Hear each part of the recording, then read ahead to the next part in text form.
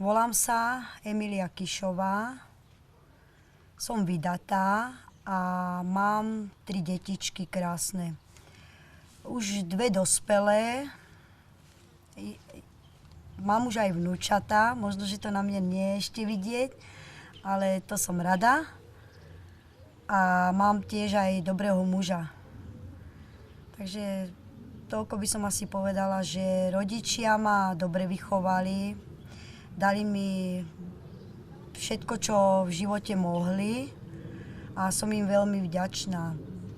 Vychovali ma tak, že ma naučili všetko to, čo by žena do budúcna mala vedieť a som spokojná so svojím životom. A takisto, ako mňa rodičia vychovali, všetko to, čo ma oni naučili, učím i ja svoje deti.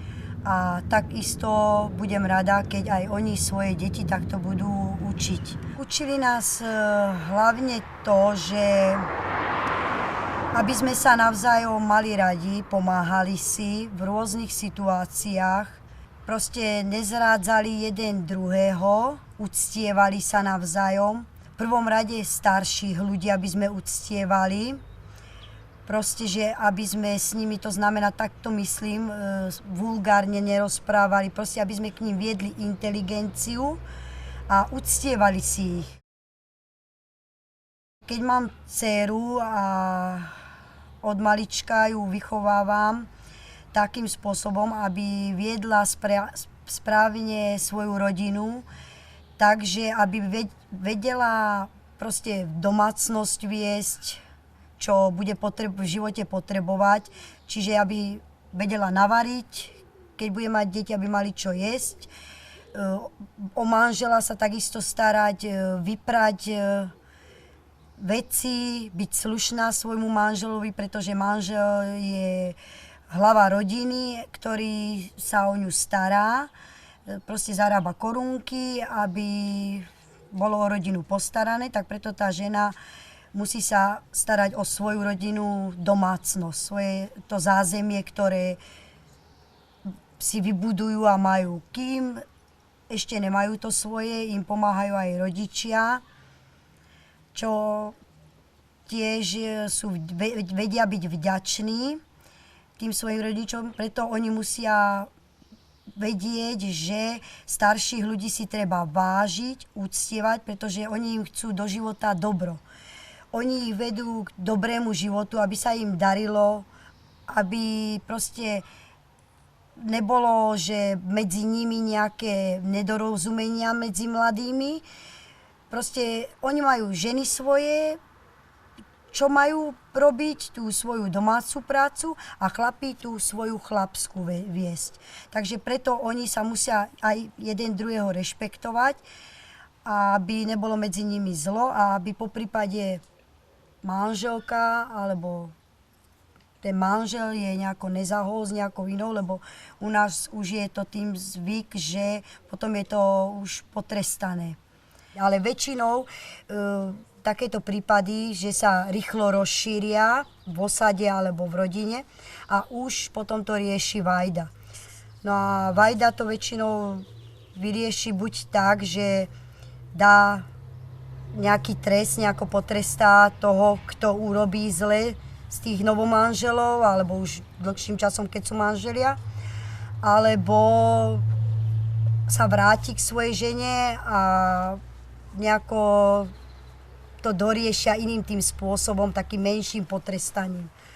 Ale stáva sa, že aj väčšinou, viete, ten chlap odíde, nechá ženu aj s deťmi a už potom je tak potrestaný, že už s tou ženou, ktorou bol, s tou druhou, keď je z Olasských Hromov, tak buď si musí ju kúpiť, keď ešte nemá muža, tak si ju buď musí znova tu už kúpiť, zaplatiť a tie peniaze, čo on zaplatí, musí ako mne úhradu, ako mojim rodičom za to pošpinenie ako zaplatiť. Keď sme tak na tom finančne akože lepšie, tak dávame aj deti do nejakých tých škôl, keď ich zaujíma.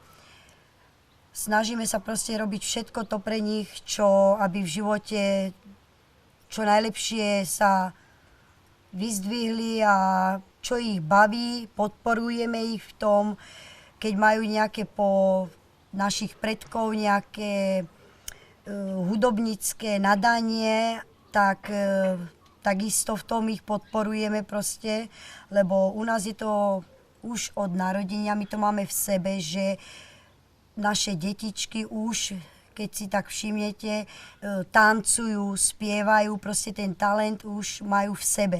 Takže my keď už si všimneme ako rodičia na našich detičkách, že sú nejako viacej nadanejší, tak im trošku k tomu aj dopomôžeme a takto ich usmerníme aspoň do toho života, že môžu ísť na nejaké to vyššie štúdium, konzervatórium a môžu byť trošku takí vzdelanejší, pretože máme už modernejšiu tú dobu aj a už teraz v tejto dobe si myslím, že pre tie detičky môžeme trošku viacej urobiť ako naši predkovia. Tak asi môžem vám len toľko povedať, že snažíme sa robiť všetko pre naše deti, lebo my si deti veľmi vážime, ľúbime a my ako rodičia sme ochotní pre nich, aby bolo im dobre v živote, aby mali v živote proste, mohli si zdovoliť trošku viacej toho, že aj na ten domček, aj na to štúdium, ako voľakedy, tak my im tomu tiež dopomáhame. Viete, mama mi hovorieva niekedy, že chcela si raz ako tvoj otec. Niekedy zase otec povie si ako tvoja mama, takže som trošku z toho pomiešaná, ale vážim si akože aj jednu babičku, aj detka, aj z maminej strany, aj z otca, akože oboch starých rodičov. A bohužiaľ, akože už teraz otecko už mi nežije, ani starí rodičia, ale čo si pamätám v mojom veku, keď som išla ako príklad, otec bol z olaskej rodiny, mama bola takej už z romskej, čo ešte v ich tom veku, v tej dobe troška tak dozadu naspäť, to bolo také, že nie veľmi to tí starí rodičia ako z olaských Romov súhlasili. Lebo tam bola vtedy tá tradícia ako u lásky, že tam si brávali väčšinou už skoro, keď im určili pri narodení, že koho si majú zobrať. Ale postupom času, trošičku už tak bližšie ku mne, sa to tam už trošku ináč brávalo, kvôli tomu, že tie deti, keď vyrástli, dievčatá, tak príklad nechceli toho chlapca, ktorý im bol súdený, alebo boli nejaké také problémy medzi tými rodinmi, tak kvôli tomu tí rodičia sa tak potom sa rozhodlo medzi našimi vajdami, ako sa to tak hovorí. Vždy, keď mali zhromaždenia, riešili naše také problematické situácie, tak to tak sa zhodli, že už v tom vyššom veku, asi tak u nás dozrievajú tie ženy, dievčatá sú to ešte síce nie plnoleté, ale v našom tom veku také dozreté dievčatá sú tak 14-15 rokov.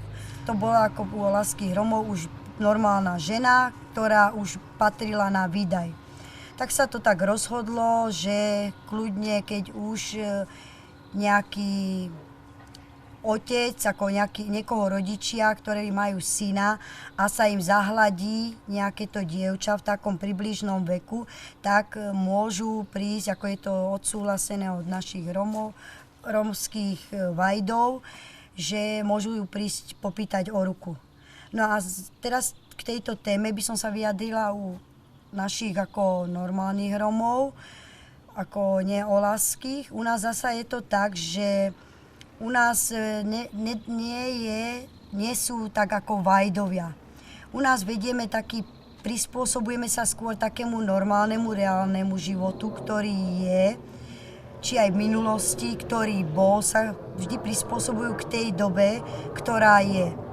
Takže je to o tom, že teraz tá doba, čo je, takže tak ju vedú, že proste chodia riadne do školy v takom veku, ktorom už u olaských Romov dievčatá vydávajú, tak u nás ešte v takom veku dievčatá chodia príklad na základnú školu, ich rodičia trvajú na tom, tak aby niečo z nich bolo, aby v živote sa mali dobre, tak trvajú, aby aspoň keď nie je už odhodlaná alebo odhodlaný, na to, že aby išiel na vyššie štúdium, tak aspoň aby tú základnú školu dokončil. A potom už u rodičov je, že či budú, kým nebude plnoletý, pomáhať mu, alebo ako sa to už rozhodne, to už medzi rodičmi. Záleží, ako sú aj finančne situovaní, či majú z čoho podporovať, keď je doma to dieťa, alebo ho dajú na nejaké brigády. Proste, aby nejako nezačal niečo robiť, čo nie je slušné, tak rodičia tiež čo môžu pre to dieťa robia. No. A záleží už len na tom dieťati u Romov, že do akej partie sa dostane, do akej spoločnosti, lebo u nás je to také, že v tom veku, čo už sa u olaských ženia vydávajú, tak u nás ešte vedieme taký život, že proste ideme na diskotéku, ideme do spoločnosti a nikto nám nerozkazuje nejaký vajda, že ty tam nemôžeš, ty musíš dodržiavať tradíciu, musíš robiť toto, ty si žena, ty nemôžeš sa s tým chlapom rozprávať, ako u olaských Romov, že keď už príde popýtať, rodičia prídu, si nevestu vyberú, prídu ju popýtať, tak už je zasnúbená s ním, s tým nastávajúcim, aj keď ho nevidí príklad, proste je to rodičia za nich rozhodli, lebo nie sú plnoletí u olaských, tak musia dodržiavať, uctievať si tých starších ľudí a musia urobiť to, čo im starší dajú, že proste toto bude tvoj manžel a oni tú tradíciu zo slušnosti a k úcte to dodržiavajú. Príklad, ako vám poviem u mňa, v mojom prípade, keď manželovi rodičia proste si ma zahliadli, som sa im zapáčila, lebo my sa väčšinou akože poznáme. Ako predkovia naši boli určení, že toto bude je bratranec, povedali, toto už bude jeho žena, tak isto aj u nás tejto budúcnosti, tak isto je, že sa už poznajú. Títo rodičia naši sa poznajú potom aj ako... Ja keď aj bývam na Slovensku, príklad na nejakej dedine maďarskej a ten priateľ, ktorého mi ako určia ako manžela, býva niekde o neviem aj 100 kilometrov alebo 200, takže to nie je problém, lebo tí naši predkovia sa poznajú, pretože ako sme že kočovní, tak všade máme niekoho. A to sú naši tí predkovia, že tam som mala prababičku a už tam mám nejakých ešte bratrancov z toho, neviem, koľkatého kolena, takže toto väčšinou sme takí, ne úplne príbuzní, ale takí, že sa poznajú. To je z pokolenia tak na pokolenie, že sa poznáme. No a keď si ma zahliadli ako manželovi rodičia, tak prišli ako s nejakou finančnou čiastkou, lebo u nás je to zvykom, že sa ženy ako kupujú a s nejakými 2-3 poprípadne fľašami a s nejakou finančnou čiastkou, aby mal pri sebe, že aby ma mohol nejako vyplatiť. Tak prídu, popýtajú ma, ako riešia to hlavne otcovia, ako u nás ženy väčšinou nerozprávajú, nerozhodujú v takých rôznych veciach. Väčšinou u nás rozhodujú, ako sa hovorí, hlava rodiny je otec, tak takisto aj v našich prípadoch. A rozhodovali o našich osudoch, aj o mojom, aj o manželovom. Takisto ja som tiež veľmi nepoznala svojho manžela, len tak akože z rozprávaní, možno, že raz, dvakrát som ho niekde videla, keď sme s rodičmi boli, ale takto osobne sme sa nejako nepoznali. A tak sa dohodli, keď sa dohodli, ako v mojom prípade sa dohodli, ale zvykne byť, že niekedy sa aj nedohodnú, že manželov otecko poprosil môjho otecka, že povedal, že som pekná a bola by som dobrá nevesta ako pre nich, že by ma chceli do rodiny. No a otec súhlasil, potom sa dohodli manželovi rodičia, či urobia nám svadbu, alebo ma kúpi. No tak u nás to bolo tak, akože taká svadba, len také ako, my nerobíme svadby ako oficiálne, v kostoloch alebo na národnom výbore, my také akože nerobíme, u nás to nie je. U nás sú na takéto veci, čo riešia, tak to riešia vajdovia.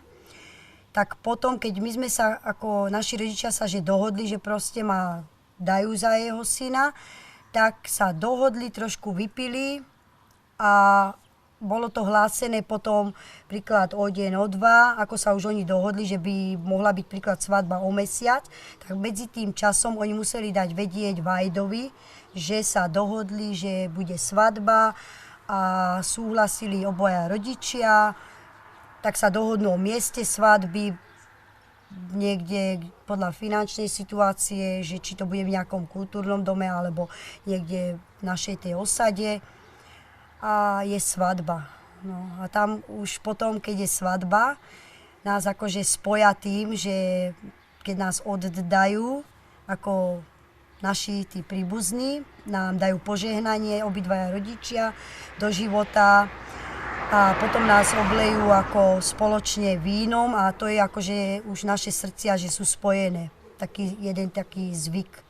U Olaských je tradícia, bola, aj ešte zatiaľ je, chvála Bohu, že sme radi, že sa tá tradícia udržiava a nevieme ešte, ako to bude v tej ďalšej budúcnosti, ale zvykom je, že stále, či sú krstiny, menšia oslava, väčšia, či keď niekto príbuzný zomrie, proste to je jedno, aká je situácia, keď sa hocičo deje, nejaká udalosť, je zvykom chlapi sedia zvlášť, či to je môj manžel, alebo je to môj bratranec, môj otec, to je jedno.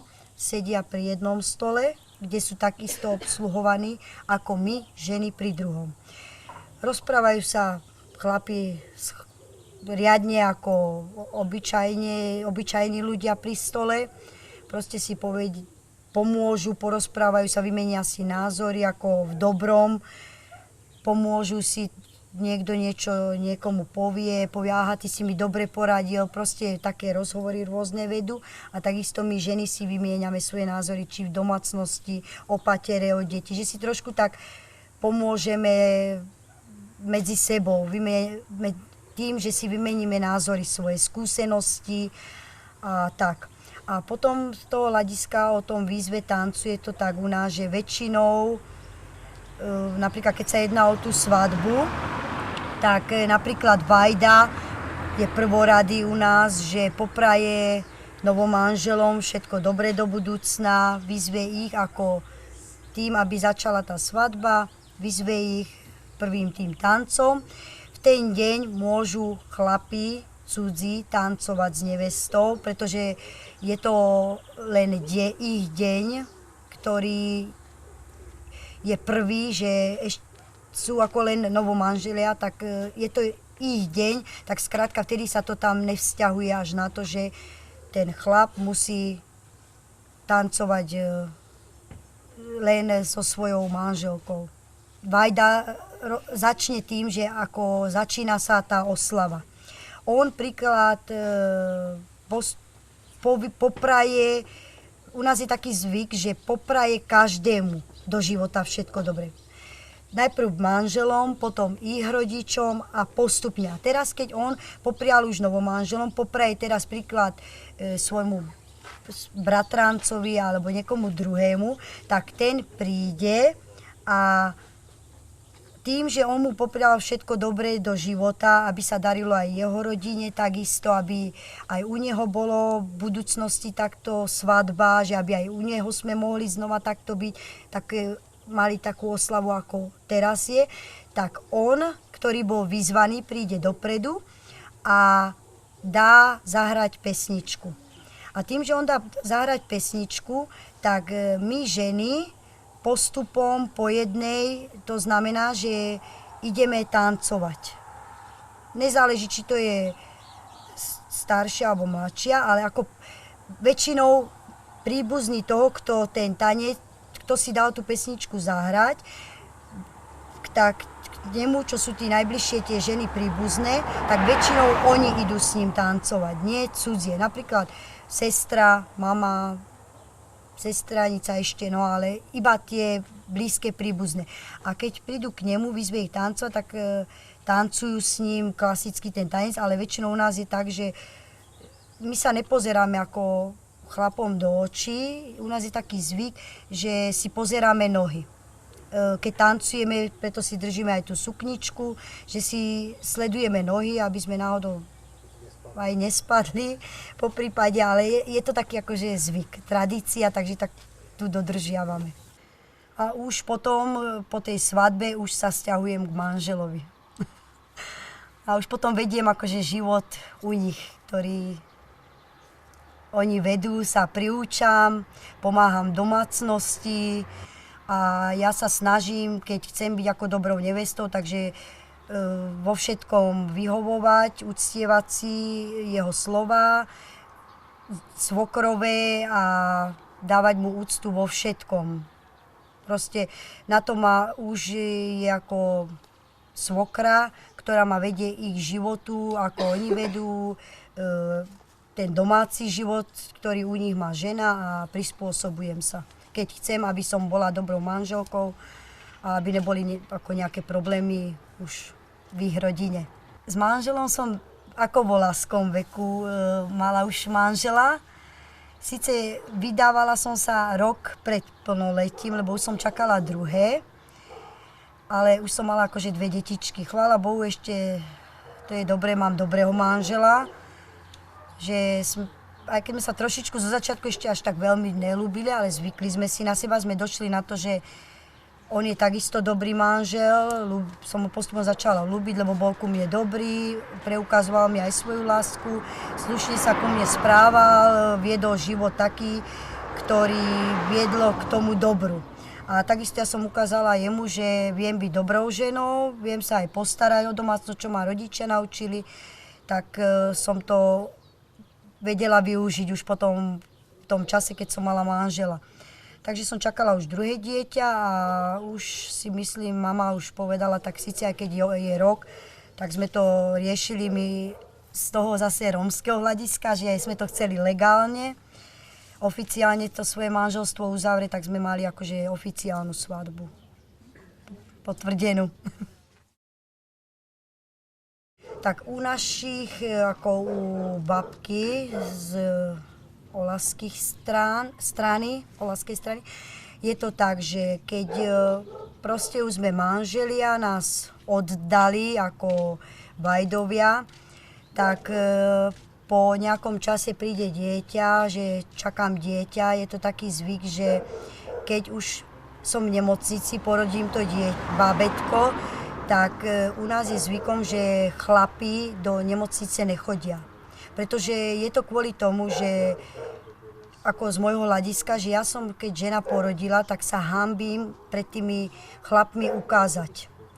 Preto je to tak, že keď ja prídem domov, idem najprv do kostola, akože sa očistiť od toho, že som dala na svet dieťa, aby som mohla ísť do tej našej domácnosti, u ktorej bývam, u svokrovcov. A chodia len babky, sestranice, ako proste ženy, tak skôr za mnou, aby mi mohli priniesť všetko to, čo tam v tej nemocnici potrebujem aj pre bábätko.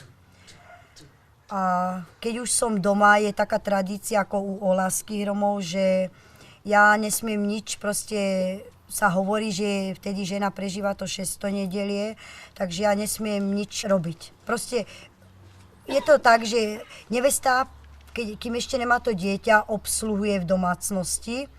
Keď prídu nejakí príbuzní, všetko nevesta, kávu rýchlo, toto podať tamto, proste na to je tá nevesta. Ale keď porodí to dieťatko, donesie ho domov, vtedy ona musí dodržať to 600 nedelie a nesmie variť, nesmie nikoho obsluhovať, proste ani malinovku dať návšteve, proste musí odpočívať, lebo je potom v pôrode a využiť ten čas, aby sa mohla tomu babetku zatiaľ venovať, starostlivosť mu dávať, krmiť ho a to dieťa ako aby mala stále v opatere. No a potom idú krstiny, no a takisto, že už keď záleží ako sú krstiny, ale väčšinou to dodržujeme to 600 nedelie a zvykneme tak až po nejakom tom čase po 600 nedeli robiť u Olaských Romov to krstenie. A zvykom je, že ideme ako krstní rodičia alebo aj niektorí z príbuzných do kostola okrstiť to dieťa. A keď prídeme domov, sa patrí, ako aby sme donesli svetenú vodu, ako ja, žena, matka, bábätka. A tak ako sedia, čakajú na bábätko, aby ho mohli mu popriať do života všetko dobré, tak u nás je zvykom, že chlapi sedia zvlášť pri stole a ženy zvlášť. Takže ja keď prídem, už vtedy ja môžem to dieťa držať a ukázať ho už tým chlapom. Lebo predtým som nemohla, lebo som ešte nebola očistená od toho 600 nedelia, takže už po tom čase, ako okrstím už po 600 nedeli dieťa, ho môžem v náručí ukázať sediacím pri stole, ako zvlášť mužom, zvlášť ženám. Ale ešte predtým, ako s tou svetenou vodou, trošku posvietím každého jedného, kto sedí pri stole, požehnanie mu dám a takisto aj ženám. A potom oni dávajú požehnanie do života môjmu bábätku. No, aby sa mu darilo, aby v živote ho nič zle nepostretlo a aby sa mu viedol celý ten čas život v dobre.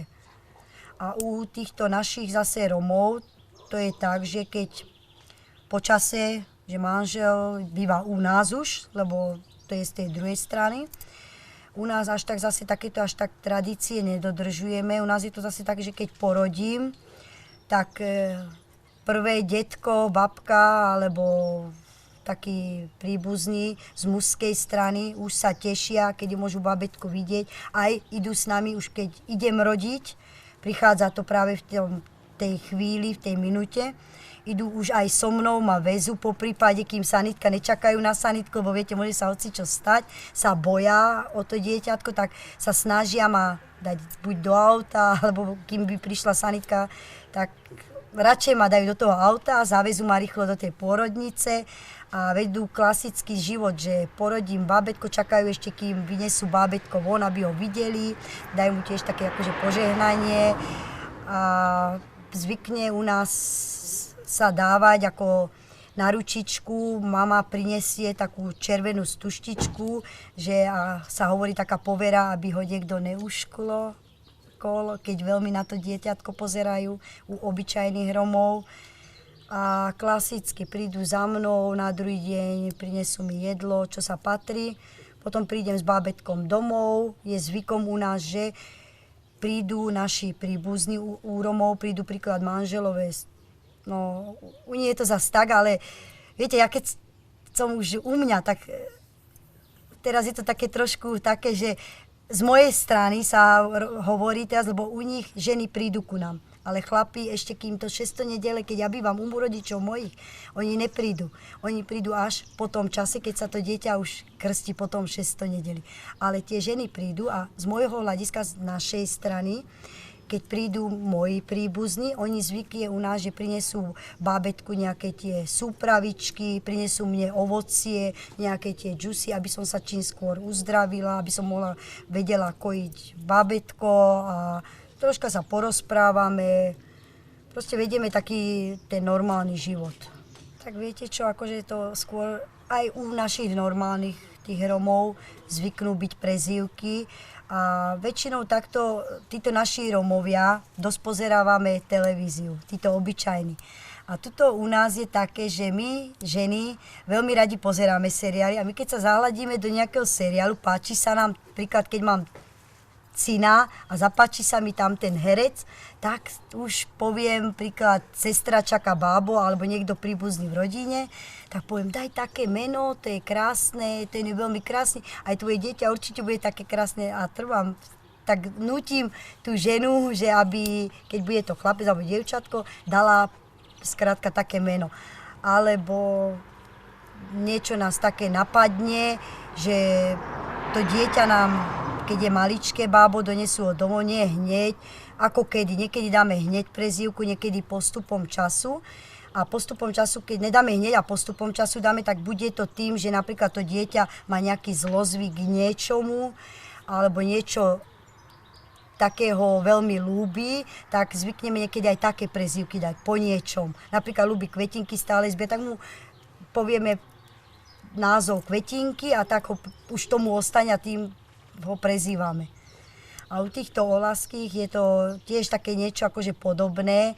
Je to taký zlozvyk, ako dosť často to u nás, keď rozhodujú ako za nás tí svokrovci, tak väčšinou ako svokor, už keď potom 6. nedeli, už keď si pozrie to dieťatko, že ho drží v náručí, tak tiež mu dá požehnanie do života, ako sudičky napríklad, a dá mu nejaké určí meno, ako napríklad, neviem, v dnešnej dobe hrála tá Šehrezáda, že povedali, bude sa volať tak, keď sa narodilo tomu Onúrovi, či to dieťatko, tomu vnukovi, že toto bude tvoje meno a takisto náš, ako môj svokor, povie, bude sa volať takto po príklad mesiac, alebo slnko, alebo proste nejaké to pekné slovo, ktoré mu sadne, tak odvtedy ho tak prezývame.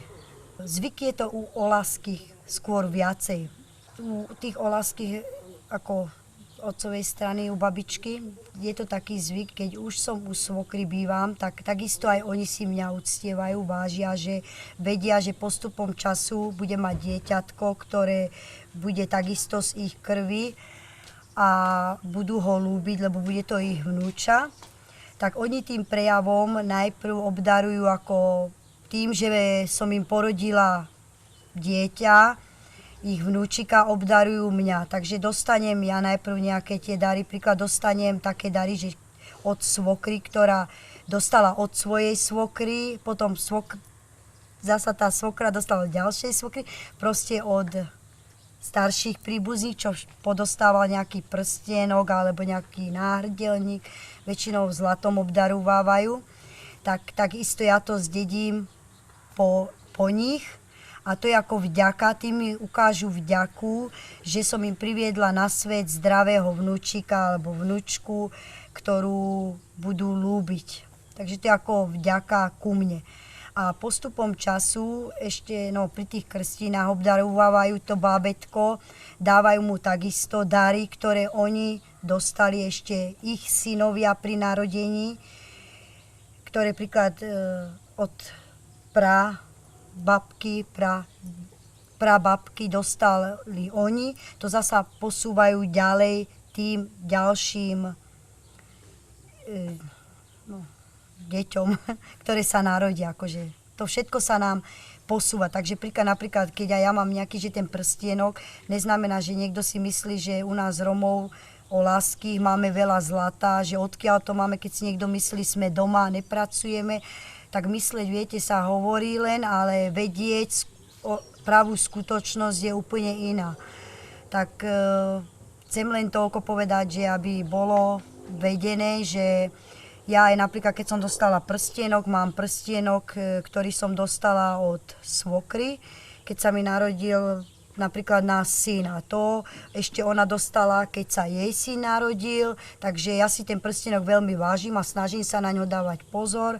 A takisto, keď zasa ja budem mať svoju nevestu a budem mať synčeka, lebo je zvykom, že príklad prstienok jej dám, keď synček sa narodí, náhrdelník jej dám, keď dcerka sa narodí. Takže rôzne. Takisto ja to posuniem zase podľa našej tradície ďalej, aby tá tradícia bola čo najdlhšie tak udržiavaná. Príklad, keby som mala mamu olasku.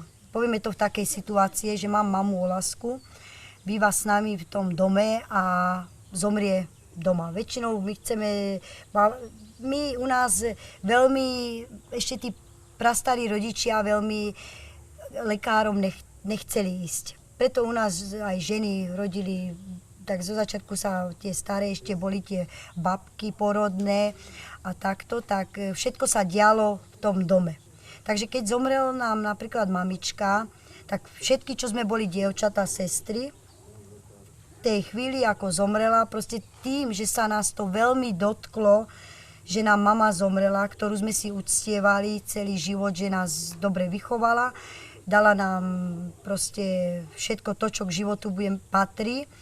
Je u nás zvykom, lebo my si nehávame dosť dlhé vlasy, od malička nám rodičia nestriajú, to je náš zvyk, tradícia, tak keď nám zomre tá matka, k úcte k nej, prejavom si odstriháme tie vlasy a musíme ich odhodiť.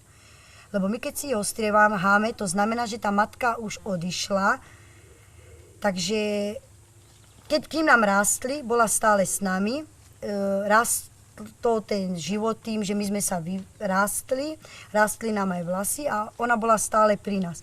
Ale tým, že ona už odišla, tak nemá mi prečo už rásť, pretože srdce ma začalo bolieť a už musím ukázať, že tu skončilo to rastnutie tých vlasov a už keď ich odstrinem, musím ich odhodiť, že tam sa to skončilo, lebo mi odišla mamička alebo otecko k úcte k ním. A je taká tradícia potom, že dodržiavame ako ten smútok v dome. Tiež takisto chlapi sedia zvlášť, takisto ženy, smútime za tým zosnulým, spievame im ako tradícia vekov, ktorá ešte bola pred nami, tak podľa toho dodržiavame. Spievame, až kým nie je pohreb. A keď už sa chýli k tomu pohrebu, tak zvykneme, keď zoberú to telo akože do tej pitevni a prinesú nám ho, tak u nás je zvykom, že toho rodiča chceme odprevadiť z toho domu, kde zomrel, na tú cestu k jame. Takže, jak nám ho prinesú, tam ešte prejavíme nejaký ten smútok, proste, že plačeme takisto aj my. Je nám to veľmi smutno, poďakujeme sa mame za to všetko, čo nás naučila, všetko, dáme jej vďaku, povieme jej všetko a poprosíme Boha, aby ju sprevádzal, aby jej duša sa vzlietla ľahšie do neba. Aby ju odprevadil za to, že bola ona dobrá k nám, tak aby ľahšie jej tá dušička odišla. Takže ju odprevadíme na cintorín. Riadne na cintoríne máme pohreby tak ako ostatní. To dodržujeme a tam, keď už sme na cintoríne, ešte takisto znova sa lúčime, spievame tej mamičke, oteckovi a čo najdlhšie vládzeme niekedy aj do neskorej noci, ako dlho proste urobí obrad farár riadne tak, ako sa u normálnych bežných ľudí robí, ale my už keď sme pri jame, že proste už je skončený ten obrad, ktorý vedie farár ako reálneho života, tak my ešte mu tam spievame, aby jej dušička alebo jeho v kľude mohla odísť. A potom sa rozlúčime a ideme každý domov. U nás je zvykom peniaze, to robia ako chlapi.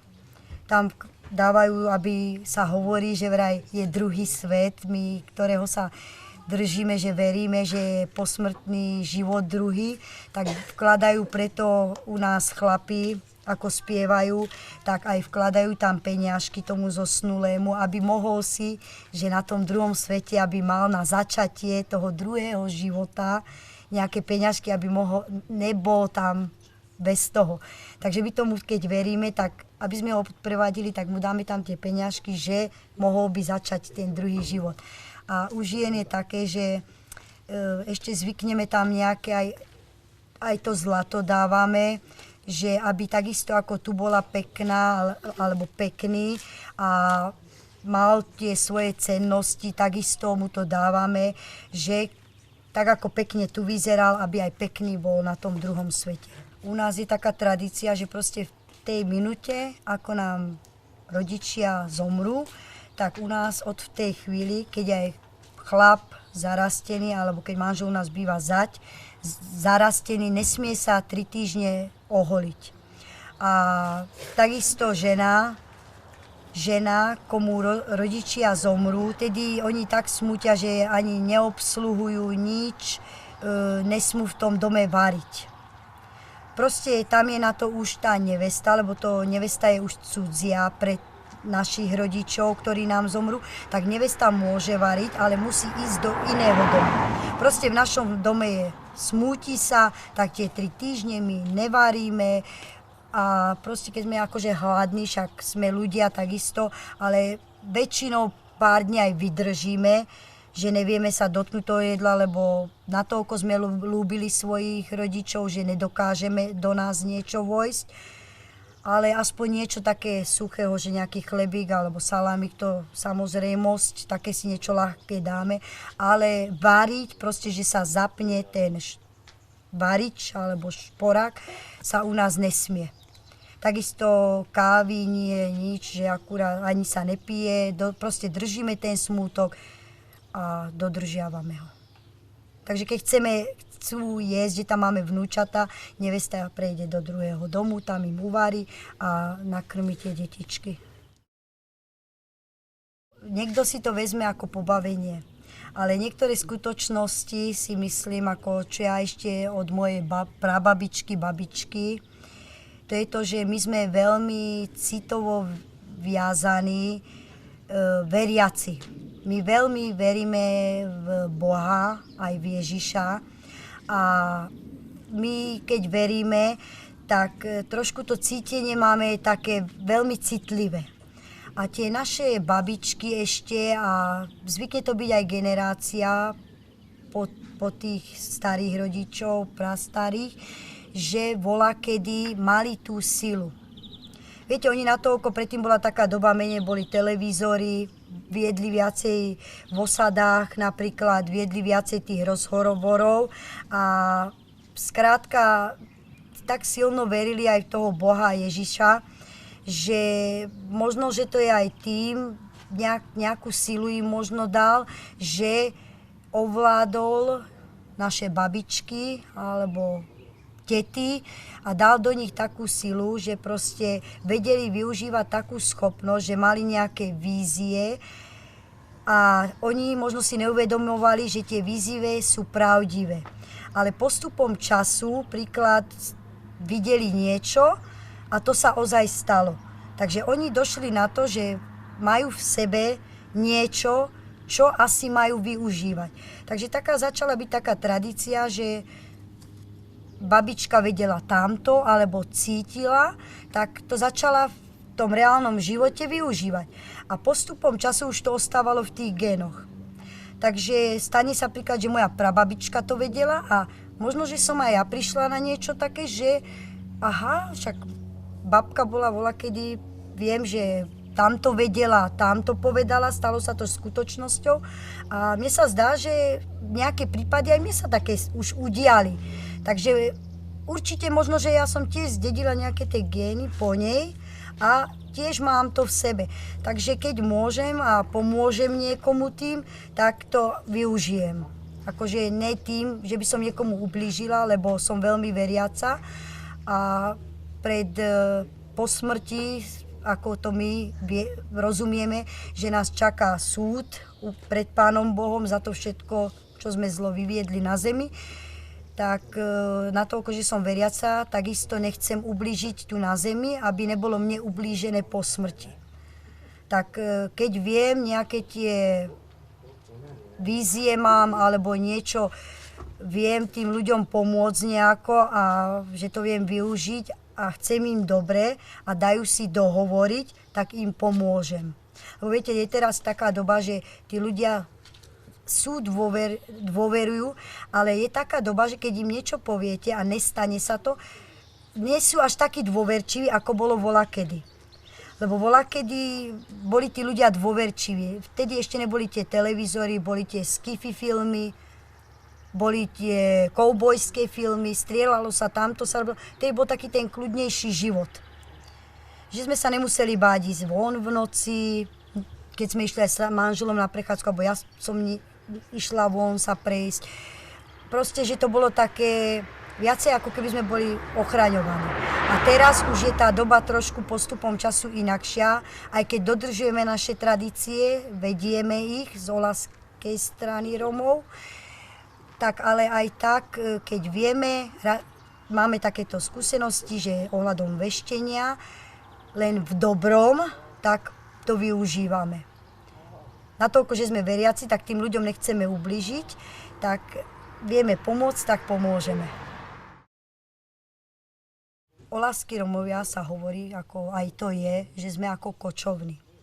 Takže my v génoch máme rôznu tú reč, výslovnosť. Pretože máme napríklad nie na Slovensku len oľaských Romoch, máme ich aj v zahraničí, proste po celom svete. A napríklad aj u nás na Slovensku máme slovenských oľaských Romov, ktorí keď sa rozprávajú klasicky oľaským jazykom. Potom máme maďarských oľaských Romov, máme iných zasa oľaských Romov. Proste my sa dorozumieme po celom svete, lebo je to také, sem tam jedno to slovo, keď nám vypadne, že inakším tým spôsobom to je tým, že kde bývame. Bývame napríklad na Maďaroch, miešame tam sem tam nejaké to slovo medzi oľaských v maďarčiny. Takže ja keď pôjdem do Francúzska, on zase mieša, rozpráva o láske, ale sem tam nejaké slovo z tej francúzštiny. Takže my sa dohovoríme tou oľaštinovskou rečou, ale sem tam nejaké to slovo vypadne, ale my ho pochopíme, lebo my sa ako keby, že cítime. My sme tak viazaní citovo na seba, že my sme stále jedna veľká rodina. Či bývame v Holandsku, či bývame v Francúzsku, alebo na úplne inom kontinente, my skrátka sme ako keby jeden. Proste naši predkovia jedni boli napríklad, išli tamto, tam, ako viedli ten život, či cirkusánsky, alebo chodili pracovať boháčom, alebo vyrábali také drevené tie koryda, alebo nejaké tie drotárske práce, chodili za prácu, aby uživili rodinu po celom svete. Tam niekto ostal, tam sa niekto zosobašil, proste ostali tam, takže my sme ako keby jeden, ten celok. Ináč rečovo sa dohovorím, len sem tam nejaké tie slova máme podľa tej národnosti, kde žijeme. Nech sa čokoľvek stane a nech sme medzi hociakými Romami, my sa vždy máme radi. Vždy, nech sa hocičo aj udeje, proste si vážime jeden druhého a spolupracujeme stále naďalej, spolu pomáhame si, prejavujeme vďaku ku každému, uctievame si tých starších a takisto vedieme život tých nastávajúcich našich, ktorí aby viedli takisto v budúcnosti. Snažíme sa, aby to čo najdlhšie vydržalo.